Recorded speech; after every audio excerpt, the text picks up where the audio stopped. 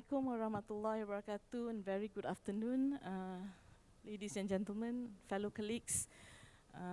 So today, we are going to be talking about Pillar 5 of the initiatives that the VC has mentioned in his 100-day speech, and this involves entrepreneurship. So if you remember, one of the pillar for the House of Excellence of Universiti Malaya, which is Pillar 5, this is entrepreneurship. So we're going to actually look a little bit more in depth about what we are going to do under the entrepreneurship. Okay? So first thing that we need to actually understand is that, we are not going to insist that everybody be an entrepreneur, but at least our students, our graduate, our staff have entrepreneurial mindset and skills. Okay, so what we need to do is actually try to actually inculcate all this into the skills, not of only of students but also of staffs. So one of the things, initiative that we are going to enhance, because we've already done this in some scale, but perhaps to enhance it, is to look at establishing incubators and accelerator unit for us to support and enhance entrepreneurial activities. So that would be for both staff and students, okay? We also would like to enculturate entrepreneurial mindset, okay, and thinking into the campus community. Okay, as I mentioned earlier, it's just not about student or just about staff, but this is about the whole community. So, UM community, whether it's a student, staff, or graduate, we would like to enculturate that entrepreneurial mindset. We would like to also increase the number of entrepreneurial students so that they become more resilient, more forward-thinking, and competitive. Okay, so they do not actually, when they graduate especially, do not rely on, jobs out there, but, they actually will be able to, overcome some of these challenges and create jobs as much as possible if there's no job waiting for them up there. We also would like to create a holistic and conducive entrepreneurial ecosystem so that we can achieve the shared prosperity vision, and also the sustainable goal development.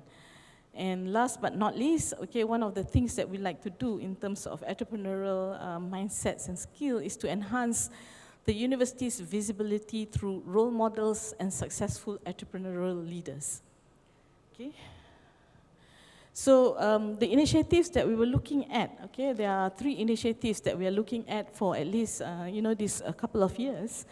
Is one, to ensure that we are able to create a better entrepreneurial ecosystem within the campus, for the campus community. We also like to, I think this one VC has actually mentioned in his speech, to set up special incentives for student startup, okay? And the third one is to actually build e-platform for research-based solutions, okay? This would not only be for the campus community, but this is for our nation, okay? So, this is a bigger vision, okay, than just looking at the campus community. So, one of the the first initiative we need to do is actually create entrepreneurial ecosystems. We actually already have some of the ecosystems. Okay, at the moment, we have, the training programs, entrepreneurial training programs, especially for undergraduate. We may not have them for postgraduate formal training program. We are going to look into that.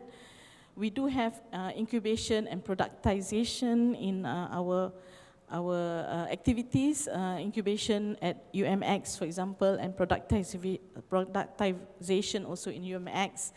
We're looking at, deep tech activity or deep technology activities. We already have about, we started off about 20, then we have about 13, now we have about 10 deep technology programs, that our researchers are working on, together with, agencies and also venture capitalists out there maybe.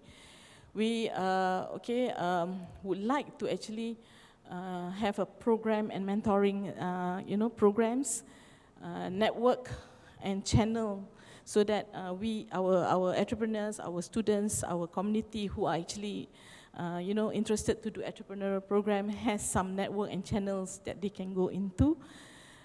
Crowdfunding and angel investors to help fund some of our ideas, and venture capital to actually take the ideas out into the market. Maybe, okay, we would like to actually enhance our IPR support. We have this, but perhaps we need to enhance further.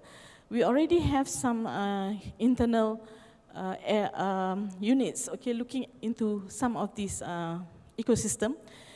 We know that we have UMIs, okay, Universiti Malaya Industrial and Community Engagement, center or unit. We have UMCIC, we have UMCAS looking at social entrepreneurship. We have Chitra, UMI, IAS, and so on. Okay, so these units, including in faculties, okay, we will actually try to beef up and so that we can actually enhance this and connect them to external public and private partners that we have, okay, venture capitalists, the banking industry, etc., so that, whatever the programs that we have within the university community and unit can, subsequently be spin out into the external and public, either public or private partners for, use. Because I think university is very good at invention. Our university is very good at invention. We have many researchers already inventing. Now we have to actually spin out that invention into good innovations that is being used by, our community, either locally or internationally. Okay. And in order to do this also, we need to look at sustaining ecosystem. I mean the ecosystem. We cannot start off entrepreneurial programs and, and we have no means of actually sustaining that ecosystem for it to go around. So we are looking at some of the funding, possibilities and how we can actually fund this so that it will be sustainable. Okay, so we're looking at various agencies, like the government agencies mostly has the sandbox. We have one or two at the moment being successful in, looking at, obtaining the sandbox fund. GLCs, we also will be working with MITI. And for MOHI, we have the MyLab. Several, researchers already have received the MyLab grant. Not easy, but it's also a way of spinning out our research output into something that would be more of a prototype that will finally, hopefully, go out into the industry or the community. We are also looking at UM's Angels Club. These are high net worth mentors. We have many alumni who are actually doing very, very well. Okay, and we would like to actually perhaps work with them to actually form the club and actually look at, what we have that may be useful for them to invest in. Okay, similarly, we are looking at UM venture funds, coming through maybe especially UM Holdings. Hopefully UM Holdings will be able to provide some capital funds for investment for us to actually spin out some of the products that we have, or or form some of the startups that we need to form in order for our researchers to spin out their inventions. We also like to actually look at the venture capital network. Currently we have quite a good engagement and good rapport with some of these, VC networks, like Cradle, for example. But there are others, Ficus Venture, for example, MTDC we are very familiar with. But there are many others, AIPO, Karzun, etc., etc. So we'll try to actually see whether we can actually, connect, our researchers with product to productization and subsequently into the innovation into the society, and try to sustain them through this ecosystem. Okay, so how do we actually create the pathway for entrepreneurs? At the moment we are talking about students. Staff actually already, the pathway is there. We just need to enhance it or beef it up a little bit more. Okay, there are for staff that you already have UMCIC for the productization. We have UMCAS, that looks at social enterprise and community engagement, and subsequently spin off some social enterprise programs. EDAC, there will be training for the staff already who are interested to actually look at, entrepreneur activities. We have UMX, we have deep tech technology, deep tech programs. So for staff, this is, kind of already in place. But I agree, we need perhaps to enhance it. But for students, the pathway is not as clear. So this is what we're going to actually try to set up for at least this couple of years. We know that undergraduate especially have programs at Chitra on entrepreneurship. And, and we know also that at Chitra, they will be pitching, they will be taught a lot of things, and they will also be pitching some of the ideas, which would be, something that would be useful for them to actually further spin up. So this will go down to, the GE unit or subsequently. And, Chitra maybe have thousands of, students with ideas, but perhaps, maybe half of the students, or maybe about, 500 or 200 students' idea would be actually worth trying to push out, okay, and spin out, to make into entrepreneurial programs. So this will go down to the GE, the unit that actually is looking at entrepreneurship in HEP, and we will also form a consortium of Innovate UM that actually comprise not only of people in the entrepreneurial unit or Chitra, but it will also comprise people from UMCIC, UMCAS, the faculty who are interested in entrepreneurship or who are experts in this area, and we can look at the ideas of what the students have actually proposed. And if the idea, something to do with e-commerce, we will actually push them to, enable them to partner through MDEC, etc., etc. Okay, or there's also an idea of co-siswa. This, apparently has been working in a lot of in a lot of private universities as well. So we hope that this can also work in UM, okay? Then we'll look at this and see how we can actually form the startups for them and actually work with the Ministry of Entrepreneurial Development and Cooperative, for example. But there would be students who would be interested in doing deep technology or technology type of, entrepreneurship, okay? Not only of undergraduate, but for graduate, postgraduate students, okay?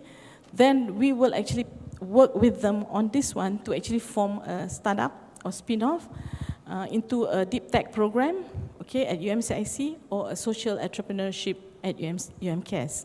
And this is where we will start working with the angels, with the VCs, or we help them to do crowdfunding, so that, these startups that they actually look into in order to actually spin off our technology or our research output, okay, into innovation, okay, will be materialized, hopefully, okay? So we'll work with them at the UMCIC as well as UMCAS. So this is actually the pathway that we are currently looking at, where, the undergraduates will go through Chitra and subsequently that channel. Graduate students, we are actually looking at IAS at the moment, and maybe coming up as a course together with the research methodology in terms of entrepreneurial programs, we will form that Innovate UM consortium, which actually currently we have, but we will increase the participation in the Innovate UM consortium, so that any ideas and projects we can help to actually channel them into the right place, or actually help to beef up the ideas and proposals so that they can be spin-off. And the idea is, for the students to come up with, students are brilliant at coming up with ideas, so they're coming up with, more and more ideas that will help us to actually generate a startup company, for the students that eventually will create jobs for them, okay? So, Dr. Vice Chancellor mentioned the special incentives for student startup. We have actually set aside some funding, okay, for the student startup. Again, as I mentioned earlier, okay, the student's idea for undergraduate can go through Chitra, and then, for the postgraduate, will go through IAS. Postgraduate, not necessarily just have to go through IAS. You can also go through normal channels of your supervisor coming in with the idea and go to UMCIC. But subsequently, they will go into the Innovate, programs to either help to beef up or enhance. And if it's a deep tech program, then UMCIC will work with, the students or the entrepreneur, okay, to actually fund and hopefully get your startup running. So as an incentive, we will give a maximum of 20,000 for each student startup, that are selected into the UMCIC, into the deep tech program through the Innovate program. Okay, and we will actually also incubate you for 6 months to actually see whether you can run the program, and the program can move further for sustainability, and plus 3 months if you need to. Okay, and the incubation will be done on campus. We have UMX, we have several places where we can do the incubation, where students can sit and actually learn to actually do the running of the programs, the company, etc., etc. Of course, during this time as well, we will be working with, various programs and investors to train you as well, so that you can actually spin off. And we hope that, as much as possible, the startup can be from research output based, or, ideas that the students, that you have, that would be more of a technology based. Okay, we do not want a startup that, just sell normal things, because we are actually looking at higher end startups.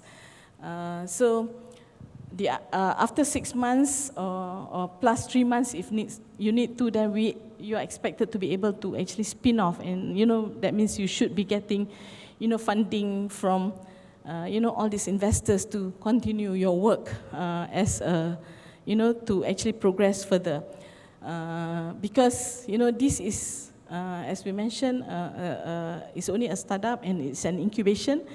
If after 3 months, 6 months, it doesn't look like you are going to be successful, there are chances that you're not going to be able to move forward. Okay, so we'll give you about 6 months plus 3, to actually try to actually get your startup running. These are for the students. All right. And the third initiative, okay, is to have this e-platform for research-based solution.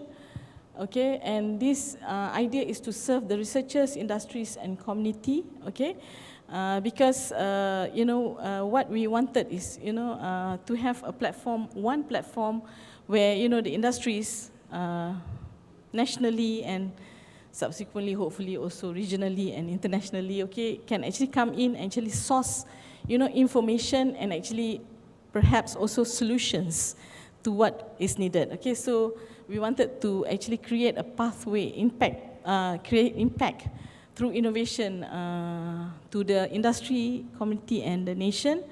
And we wanted to do this through a single curated platform. Okay, where we can have our research and technology and also expertise and also services that we can provide be placed in that platform for other researchers, for the industry, for the community to access and actually get access to this, information and expertise. So the idea is, would have a single curated platform for access to research-related output, services and support, where we will have the research output database, okay? So any of our research output information can be placed into this database, kind of like an open science concept, okay, which then will enable other inventors or even our other researchers to actually look into this and actually use it for open innovation, okay. The patent and IP database will also be their research expert database. We will have a consultancy listing, of the complete projects and capability of our consultants, and also, some training and upskilling programs. Okay, so this actually already started, okay, in small quantity, because we're actually building the database. I think the training and upskilling is actually already have already begun. Okay, but we need to actually enhance the rest of the platform. And this is, to build something that is intelligent so that, people don't have to actually come back to the university and keep, asking questions. You can just go online, do the search, okay, and you know where to contact, who to get expert from. It's kind of like Grab for research or Grab food for research. So, we will be able to source which restaurant to go for the food that you want, for example. So this kind of platform is something that is hoping to build that will help to serve our nation. Okay. All right. So that's so far what we have actually looked into in terms of our, initiative for entrepreneurship.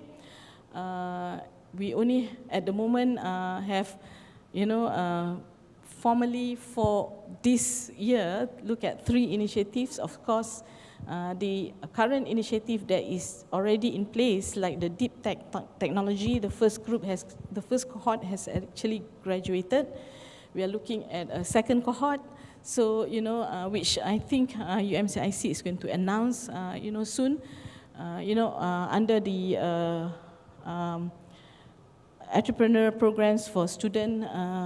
At the moment, Chitra has actually been looking at it. We have now 2 programs, students program, okay, 2 students idea, group of students idea going into the deep tech at the moment, which we are actually looking at looking into maybe financing them for the first instance, because they have actually pitched it to the venture capitalists and to, not to the angels, but maybe but they have actually pitched it to venture capitalists, so we're helping them to actually form the startup, and hopefully, with this, they will be able to move forward. So, current ongoing program is still on, but these are the initiatives that we are going to actually, new initiatives like, giving incentives to students, plus the e-platform that is going to be enhanced and, beefed up. So, so this is the part where now we will have question and answer. Okay, there's a question from Dr. Johan. Will there be changes in our academic curriculum that will allow them to develop the mindset to be deep tech entrepreneurs? Yeah, we are looking at, I think the NCA has actually looked into some of this, but I think this development of deep tech entrepreneur mindset is going to be inbuilt into hopefully as many programs as possible for the students. I'm not sure if the NCA is looking into a formal one, but we are looking at a formal program for graduate student. Undergraduate student, they are doing it at Chitra, but there are already other programs like Makerspace. So there will be Makerspace program that students can come in with their ideas and find a space at the Makerspace, which we are actually developing. We will announce it once the space is available. Students can come in, test their ideas, use the printers or 3D printers to actually make whatever they want to make, and start developing from there, hopefully. Next, okay, does UM currently have successful deep tech businesses? From Dr. Raj. We don't really have at the moment. As I mentioned, we've started this program in terms of, business. We have 10 currently that has been, that have gone through this program, deep tech program. And, several are there are some, letter of intent with some of this program. We have a couple that are, that have interest, the venture capitalists. Hopefully, we can actually push this one out. We do have a good, a couple of examples of technology that has been taken up by industry and actually help to enhance the productivity and industry's, income, based on our technology. So what we have done is actually work with them in setting up a prototype that now has subsequently led into the, the industry building a pilot plant somewhere in Semenye, using the, and actually, producing, their product based on our technology. We have that, but in terms of UM's own deep tech startup, we do not have yet. We hope that out of these 10 that we have actually graduated recently, if one or two actually finally make it into a business, that would be a success that we're going to celebrate. But currently it's a very early stage yet. We have 2 programs currently that venture capitalists are interested in. So hopefully we can actually push that out. Thank you. So next, how can the PNP non-academic assist the academics in entrepreneurial activity? From Dr. Tan. Everybody is welcome, because entrepreneurship, is not a formal course. To me, entrepreneurial mindset and entrepreneurship, people with, the skills can actually help. So, how can you actually, the PNP, the non-academics, assist is maybe to be involved in the programs. For example, the deep tech program, academics are there. Actually, it doesn't, for the deep tech program, what we wanted was, somebody outside the academic. In our program so far, this actually is graduate students or some non-academic actually heading the program. Academic acts as a mentor there, who actually provides the idea and push this one out. In most cases, academic will not be a very good CEO of a faculty or a startup, and we want to keep the academic who are actually what we term as the golden goose, to actually lay more golden eggs, because their ideas and the expertise in generating new technology or new information or new knowledge, which should be taken up by others who have the correct skills to push it out into the society or the industry. So non-academics can certainly participate, join in, any of the, deep tech or any of the programs that is being done at UMCIC, for example, or even work as, if you have, the ideas, work with the student at Makerspace, for example, for the students, so work with the students and Makerspace, because this is not, a formal program. It is a training program, which allows, people to interact, not necessarily formal, and it's not graded. So I think, we can actually involve a lot of non-academics in this area. Does UM has a plan to set up a group of professionals to assist the researchers, because entrepreneurship needs specific skills? Again, from Dr. Tan.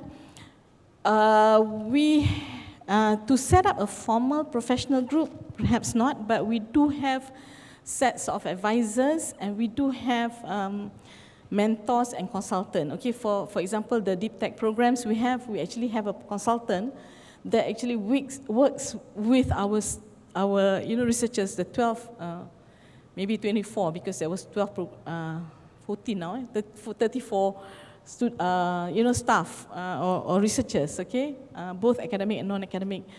Every Saturday, from 9 to 5, actually, working with them to enhance this skill, in an individual basis. But there is a team, okay, helping, okay, to help the, researchers in terms of, trying to actually develop some of the skills, and I've seen at least the 12 or the 13 deep tech program when they presented at the end, how they actually go in and present their idea, look at the business plan, come up with, a marketing strategy, etc., etc. That was helped by a group of people plus the consultant. And we do have a lot of volunteers as well at the last, presentation where, many of our friends, partners, Magic, for example, and also some of our alumni, actually, who are high net worth, actually looking at this, coming back to say that we would like to help in this. So hopefully we will have a group, perhaps not a professional, a formal group, but a group of people who are passionate enough to help us push this out. Good afternoon. What is the next step after the Deep Tech program? Dr. Venga. Okay, the next step is actually to try and identify. We have already identified, some of these. I think Dr. Venga is one of our graduates from the Deep Tech program. The next step is to actually work with venture capitals, and also trying to get this program, funded. Through maybe UM's program. We are talking to UM Holdings, looking at some of this as well, in looking at whether UM wants to invest in this. And we hope that, from this, you will be able to actually generate your own company, in terms of spinning off, or shall I put it as graduating from the incubator program into, something that is larger. That can be one way to do it. Second way is, is to actually either license, or better way is to joint venture with industry or a company out there that actually will help to, spin your products out. Okay. So the next step would be to actually work with, or look for, the venture capitalists that will help to invest. If UM wants to invest, then UM will be, of course, the first option. Okay, so we are working with currently with also UM Holdings. Okay, and looking through, some of this deep tech program that has graduated to see which one UM wants to invest in, and also to work with, some of the venture capitalists. I think some of the venture capitalists have actually maybe approached, some of our, graduates from the Deep Tech program, the last cohort. Okay, next. Does the business idea must be related to current research carried out by postgrad? No. Not necessarily. It can be new ideas that you generate, okay, because you have to have some idea. But what we would like is for the business idea to be more of a deep tech, okay, rather than, I'm sorry, I don't want to say this, but I don't want, I think Universiti Malaya's students or staff, should actually spin off, technology or information or products based on, research output, not maybe nasi lemak or, business. I think it should be something that is, of technology or from some basic, but it does not necessarily be from the current research that is being carried out by the graduate students or or the researchers who actually supervising. So it can be something that you thought of, and it is something related to technology, and you want to test it out. So you can actually come, and then this is something that we will also help out. I think particularly for for information, ICT, perhaps you do not need long-term or apps, for example. You don't need a long-term research in order to actually come up with the product. You may have a short-term research with a outcome at the end. So certainly ideas like this you can also bring to the Innovation Consortium, and that we can help you to further develop and actually channel you to where you can actually move on. Okay. Definitely has good network with outside industry after deep tech. Oh, Bengal again. Okay. After deep tech, can recommend these startups to industry to take up the product? Yes, that's what we are doing at the moment. Our team at UMCIC is actually working hard on this. Our team at ICE, ICE, headed by Prof. Yasmin, is actually working hard on this. We are hoping also that it's not only local industry. We are hoping that this product can also go to international industries. But we're also hoping and working. In fact, I would like to say that I like to thank MOSTI actually, because MOSTI is also looking at some at the moment 2 of our products, okay, and taking it up, okay, which I think is a major success, mainly because if we can get a ministry to actually adopt the product, use it, other companies looking at it will be looking at the same thing. So we'd like also not only industry but ministries, government agencies to take up the products that we have, if it can suit whatever they need, to use it, so that industry and other people regionally or internationally will also look at it and say, oh, this is the product. The idea is to have something like what China has done with Lenovo, for example. When they started the Lenovo, the agencies, the government actually used Lenovo. So then because of this, the trust is being built. So we're hoping the same thing is going to happen with our products being taken up by not only industry, especially by the government agencies, because this will hopefully help to enhance the trust on our product. Okay, does has more plans to physically house our own startups, as space is hard to find? Yes, space is very hard to find. has got very limited space because we are in the central of KL. For us to expand may be more difficult. We have the UMX, space is limited. We have now some spaces around campus as well. We look at in terms of Unimaker space or maker space, but to physically house all the startups may not be possible, which is why we say that especially for students startup, after 6 months we hope that they can graduate and actually go somewhere else. But it's good to actually try to look elsewhere. If we do have places elsewhere, but we will not be within the campus, because that's not going to be very feasible. I mean, it may be at some of our places outside.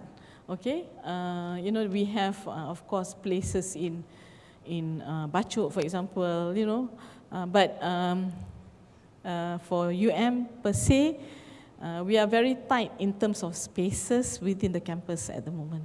So maybe in the future, we can look into other places surrounding but at the moment I cannot say that yes, we are going to house all our startups. Okay. Do you have a policy for non-academic staff to be involved in business or spin-off company? We don't at the moment. We don't have a policy, and I don't think we are going to actually stop non-academics to be involved in business or spin-off companies, if you have ideas. In fact, I think we do have some non-academics involved in a spin-off company at PTM. Yeah, I think, they have some, services and businesses that they actually, or products that they actually license out, and, the staff at the non-academic staff at PTM actually are involved. So there is no policy, there's also no move to stop, for our staff to be involved in the spin-off company, and I'm sure UMCIC will welcome, and Innovation also will welcome, non-academic staff who has got good ideas for business to spin it off. Besides the proposal of integrating an entrepreneur course in a mandatory course, research seminar course for PG, more needs to be done to encourage PG to establish. I agree, Dr. Nazrin. Definitely, we need to, in fact, rather than undergraduate, actually, we would really like the PG to actually be involved in this program, because, once you actually, we want our PhD students, our PhD graduates, to start thinking about,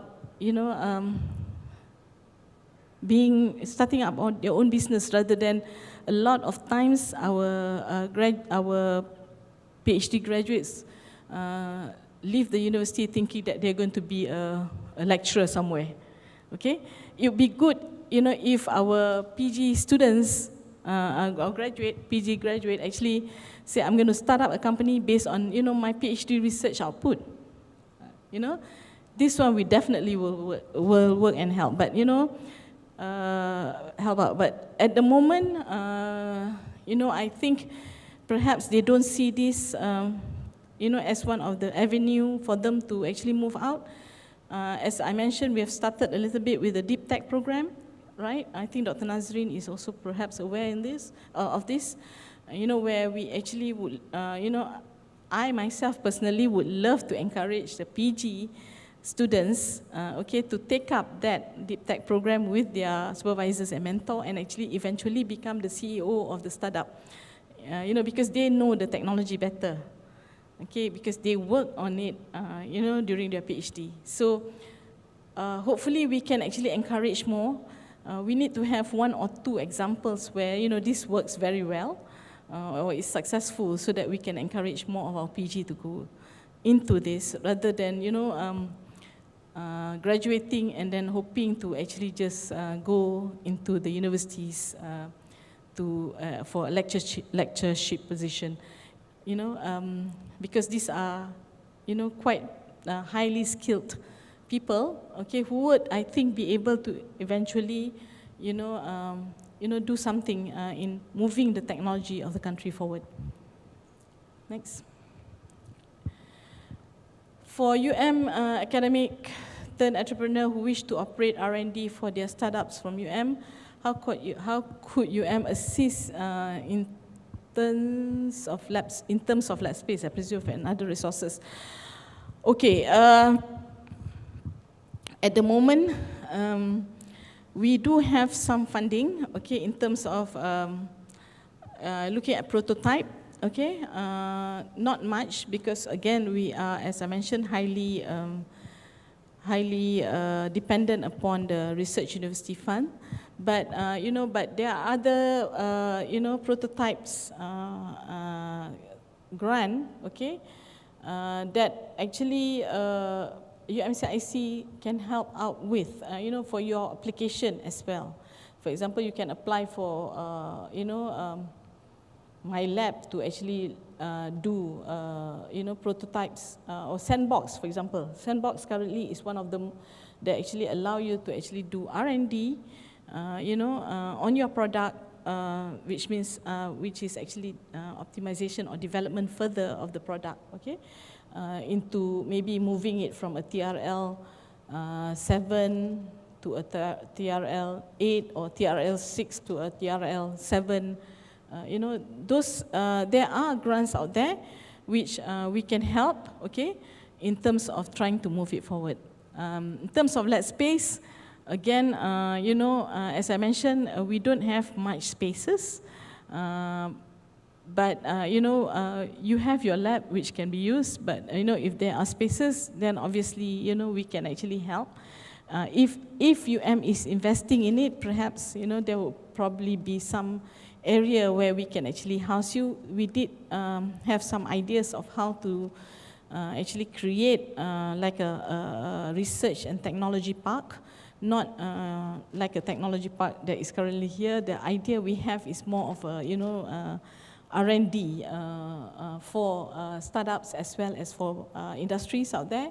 Hopefully, you know, this will materialize, then we will have spaces. Other resources, for example, just now we mentioned e-platform. Okay, that is available, you know, is some of the resources that we can help you out with. You know, that will also include, you know, some central facilities, you know, that can be placed, that would be, you know, under the e-platform that, you know, you'll be able to actually see and find out if you can get access to it, if it's, you know, maybe available or the facilities is available. So, you know, these are some of the things that we are actually looking at and thinking of. You know, hopefully, you know, some of these will be able to materialize by the end of this year. Some, like in terms of the lab space, in terms of, you know, technology park, I think Dr. Venga, you must have heard us talk about UM Planet for a long time now. Something like that, that would be, you know, for the startups as well as for industry to actually operate their R&D. Okay, so we hope so. Okay, I'm interested to invest in UM startup. Are we allowed? Yes, certainly you are.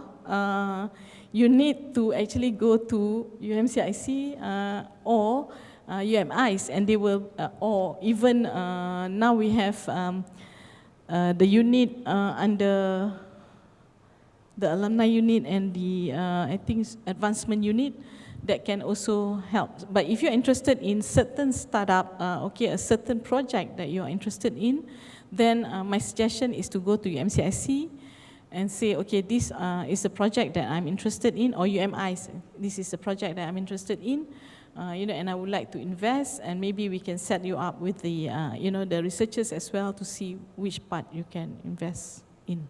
Okay. How much does UMCAS contribute to such deep tech entrepreneur examples, ventures? Any example, Dr. Loh? UMCAS actually do not do deep tech. UMCAS do social enterprise. Deep tech is done by UMCIC. Okay, so deep tech entrepreneur ventures. I'm not sure if you have any example. I'm not quite sure what the question is, but perhaps you can elaborate further. But in terms of UMCAS, in terms of social innovation, yes, we do have some of the work that is being done. It's just not, you know, not much successful outcome in terms of, you know, social enterprise per se, but, you know, we are moving towards that. We have one example where, you know, we are working with challenge, you know, physically challenged people at engineering, for example, in trying to actually give them, you know, the skills so that they can actually go forward. And I think that one is one of the projects that is being taken up by the MOHI to actually fund further so that it can go forward into, you know, social entrepreneur program. We do have one program that has been taken up. I think this is a program by the medical faculty looking at rehab, you know, in, you know, housing areas, particularly for the B40. And this has been taken up also by agencies outside, you know, setting up rehab centers, you know, for B40 group, for example. So there are some examples, but to have a proper good showcase, we are working on one particular example at the moment, and hopefully that this will materialize for us to actually show as a very good example of social enterprise from our UMCAS program, that is community engagement and knowledge transfer to the community. Okay. Is there any policy in UM in place for students and researchers to start up so that there will be no conflict of interest in future arise? There is no policy at the moment. We hope that we will probably have a policy, but we would be actually looking at kind of agreement, or for us to actually sign. Currently, if you are actually involved in some startups or spin-off, there are some things that you need to sign, in the interest of the university. But there is, I think, not a policy at the moment. Okay, perhaps it's something that we need to look into.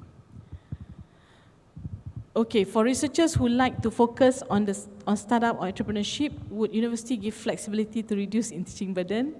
Difference in KPI for high-rising researchers who works on entrepreneurship and startup. Yes, we can actually look into this. At the moment, I think the KPI is actually catered, or hopefully we are hoping to cater for this, to allow for more flexibility for you to do what you think you can do best. Okay, maybe the startups or entrepreneurship is not actually clear in there, but this can be actually worked out with your head of department, where you can actually, it can be put under the services, and you can actually, or under the research part, where you can actually now, either increase the component or percentage or weightage there. In addition, if I remember correctly, okay, several years ago, and in fact, I think there are already one or two examples of this, is that, when there is a possibility of you going on for your sabbatical, actually to work in your own startup, okay, to actually try to push it. So you can take your sabbatical, maybe 9 months sabbatical, and actually work, in trying to push your startup programs, your startup companies, for example, forward. So, there are some of these, initiatives. Perhaps it's not known, out there,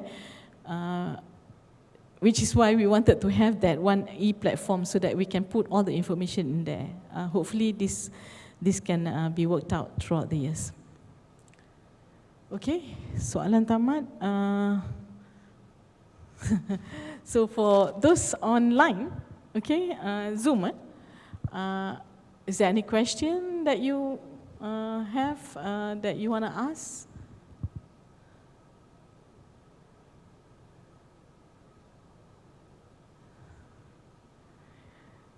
Okay. Ya, Assalamualaikum. Oh, kesalam. Siapa? Prof. Fatima, sorry. Oh, yeah, Prof. Fatima. Okay. Yeah, I just want to know the sabbatical leave you mentioned for the entrepreneurships, when will it be activated? I mean, is it on the spot, or you have to? Actually, Prof. Fatima, if I remember correctly, a few years back, I think about 3 or 4 years back, there was already a talk saying that, there was already something that came out, if I remember correctly, saying that, you can actually, for your sabbatical program, right? For your sabbatical program, you can actually put that as one of the programs that you want to actually do. That means you want to run your startup, okay? And I think, if I'm not mistaken, I remember one person actually did this. spend 9 months trying to actually build up the company. But, but you need to actually put that as a program for your sabbatical, when you apply for your sabbatical leave. Okay.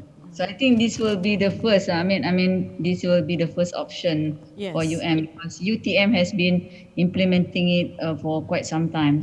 Yeah, So true. thank you very much for considering this opportunity. Yeah, actually that's what I said, because I think not many actually are aware, and not many in UM, because I think UTM is different because it's more technology based. But this actually, I remember a few years back, there was something that came out. I can find the paper again, but that says that if you do want to spend time in your for sabbatical to actually make sure that your startup move, you can actually put that as a program for a sabbatical program.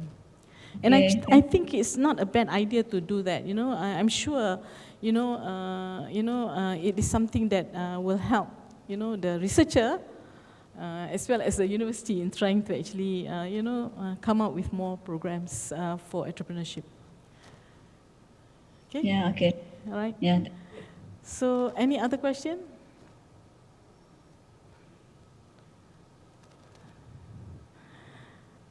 There's no question on the right, okay, and if there's no more question, thank you very much for listening. Do write in to us for any suggestions or any ideas you have. Do come to UM Innovate at UMI's office. This is on the second floor of the IEEE building, where UMI's is actually housed, or UMCIC on the 5th floor of the IEEE building, or even to IEEE office and cluster office on the 7th floor, or to my office. So, any ideas, any suggestions, or any questions that you have, please do come to us or email us. We welcome any suggestion. Thank you very much.